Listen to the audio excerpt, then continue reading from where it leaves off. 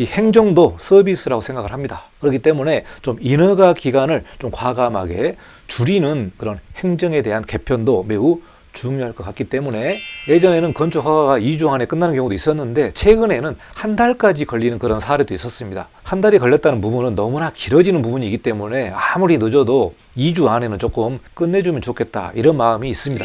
계속 이렇게 뭐 미끼를 주면서 하나를 하면은 올려주고 정말 좀 실무에서 일하는 경우들은 아주 짜증나는 경우들이거든요. 그러니까 제도를 좀 시원시원하고 과감하게 좀 풀어주면 좋을 것 같습니다.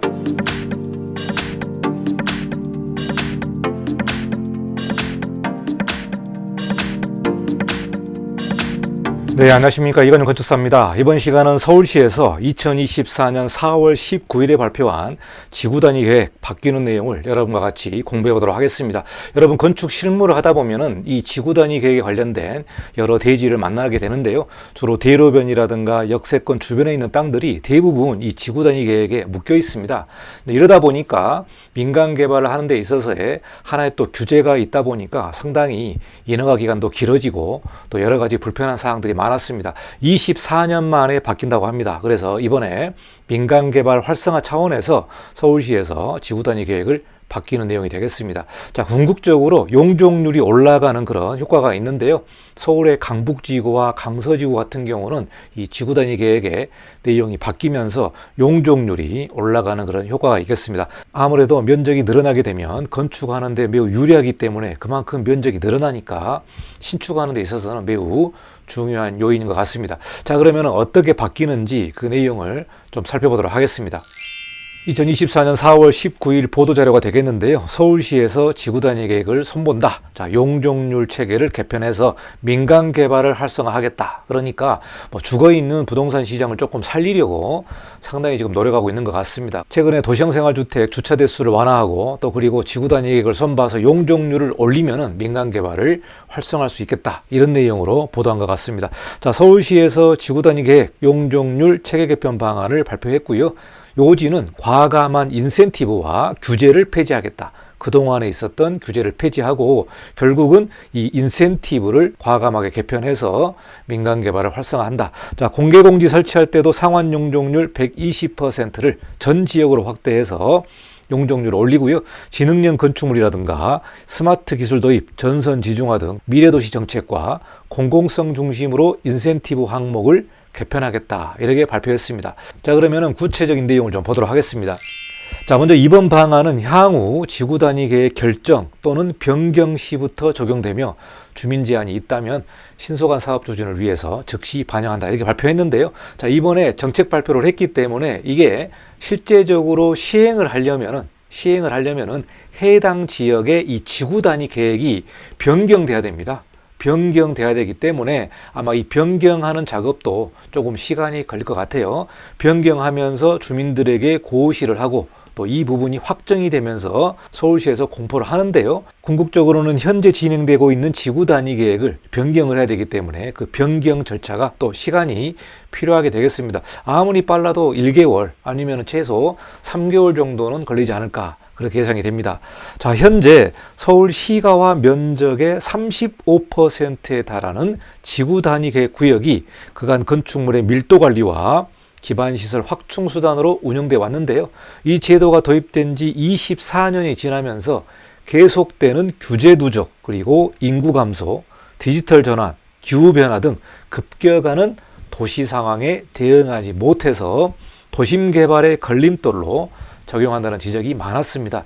저희 같은 경우도 잠실에 어떤 프로젝트를 진행을 했었는데요. 공동개발로 묶여놓은 그런 땅이었습니다. 그 부분은 이제 풀어야 되는데 도시계획 심의를 거쳐서 또 풀어야 되고 이런 절차들이 시간이 많이 걸리게 됩니다. 시간이. 결국은 이 인허가라는 부분이 시간이잖아요. 시간. 그래서 갈수록 규제가 증가되면서 이 시간이 계속해서 증가되고 있습니다. 이러다 보니까 건축주분들은 어떤 개발 사업을 할 때에 대출을 받아가지고 이자를 내야 되잖아요.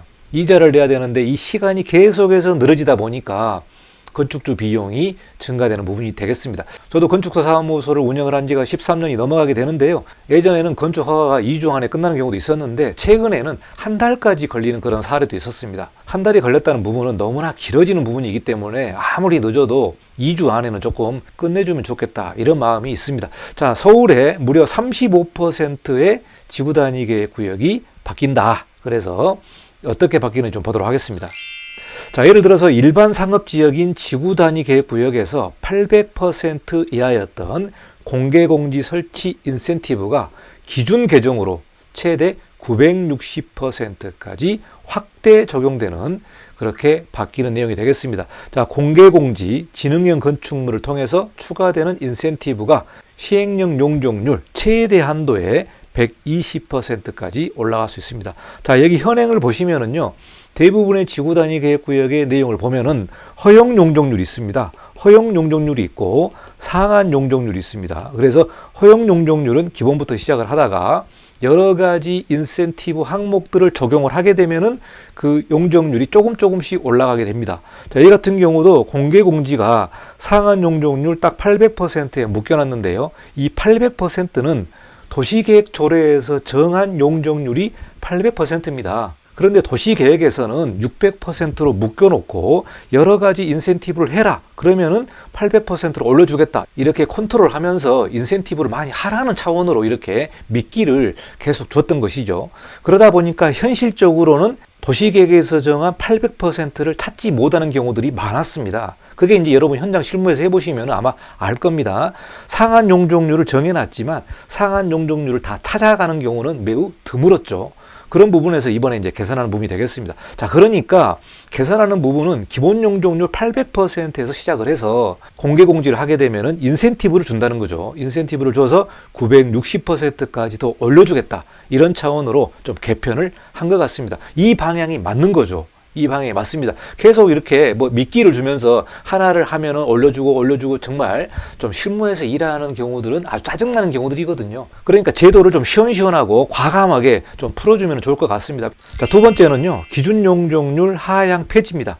앞서 설명한 그 기준 용적률의 하향 항목이 있죠. 그 부분을 폐지하겠다. 자, 허용 용적률은 조례 용적률 대비 최대 110%의 인센티브 제공을 하겠다. 자, 여기서 보시면은요, 지구 단위 계획 구역에서 낮게 설정된 기준 용적률 하향 규정이 폐지되고 시 정책 목적에 부합되거나 공공성 항목을 도입하게 되는 경우에 허용 용적률 인센티브를 조례에서 정한 용적률 대비 110%가 추가됩니다. 자, 그러니까 여기서 보시면은 뭐 준주거 상업지역 기준 용적률 있지 않습니까? 자, 조례 용적률 대비 그동안 100%에서 300% 낮게 설정을 했고요. 여기에 여러 가지 항목들을 하게 되면은 뭐 건축 한계선, 공동개발, 공개공지, 뭐 권장 용도, 이런 내용들을 이행하면은 허용 용적률 인센티브를 제공하는 구조로 운영해 왔습니다. 자, 예를 들어서 준주거 지역 같은 경우에 여러분 지구 단위 계획 구역을 보시면은 허용 용적률이 300%에서 시작을 해요. 300%에서.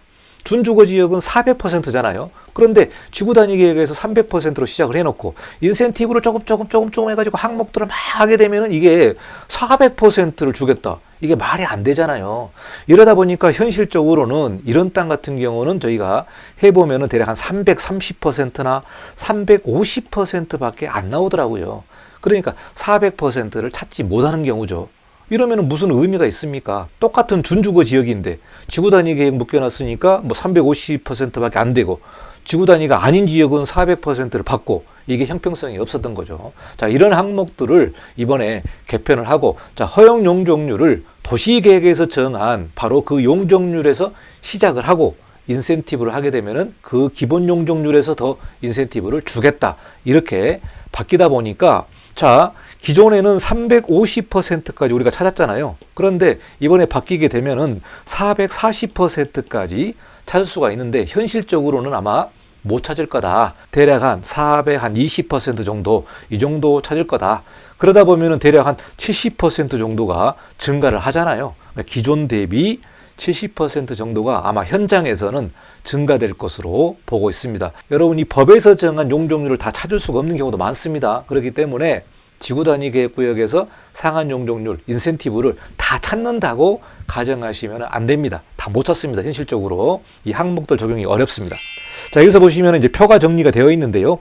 기준 용적률 하향이 사라진다. 그리고 기준 용적률이 조례 용적률과 동일하게 적용된다. 자, 여기서 보시면은 현행안과 개선 후에 표가 나와 있습니다. 자, 1종, 2종, 3종, 준주거, 일반상업, 중심상업, 근린상업 이렇게 나와 있는데요.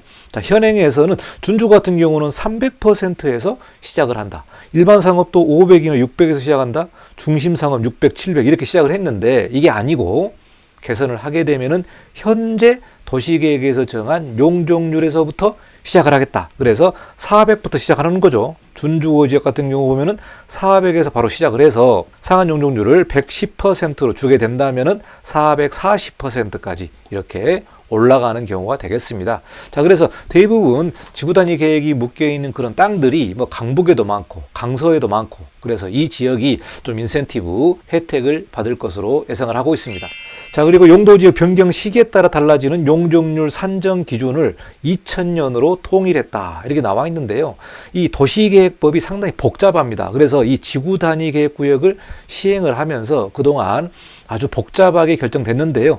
91년 이전에 용도지역이 변경된 상업지역은 허용 용적률이 800%였는데요. 91년 이후에 변경된 지역은 630%로 낮추어 적용을 했습니다. 그러다 보니까 이 내용이 뭐냐면 기존에 뭐 준주거 지역이었다든가 이런 땅들이 상업지역으로 용도지역을 변경을 해주는 거죠. 한마디로 종상향 올려주는 겁니다.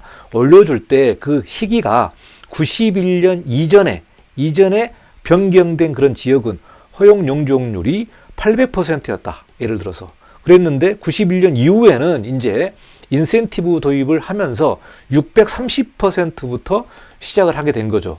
그러니까 이 부분이 91년 이전에 변경됐냐, 91년 이후에 변경됐냐 이런 용도에 따라서 좀 헷갈리는 부분들이 많았고 복잡했다. 자, 그 부분을 그냥 2000년으로 통일하자. 91년 이전 이후를 없애버리고 그냥 2000년 이전, 2000년 이후 이렇게 변경 시기를 통일한 것 같습니다. 자, 이 표를 보시면은요, 현행이 있고 변경이 있습니다. 그래서 91년 5월 11일 이전, 91년 6월 30일 이전 이렇게 두 개로 나눠졌는데요. 기준 용적률이 500이었고 400이었고 허용이 800, 630 이렇게 바뀌어졌습니다. 자, 이런 부분이 그냥 통일해서요. 현재 조례에서 정한 800%부터 그냥 시작하겠다. 기준 용적률은 조례에서 정한 용적률에서부터 시작한다. 800% 그리고 허용 용적률은 110%의 인센티브를 줘서 880%까지 이렇게 되어 있습니다. 자, 이 부분은 지구 단위 계획 구역을 잘 살펴보시기 바라겠습니다. 지구 단위 계획 구역에 관련된 해당되는 지역은 이 지구 단위 계획 내용을 좀 잘 살펴봐야 되고요.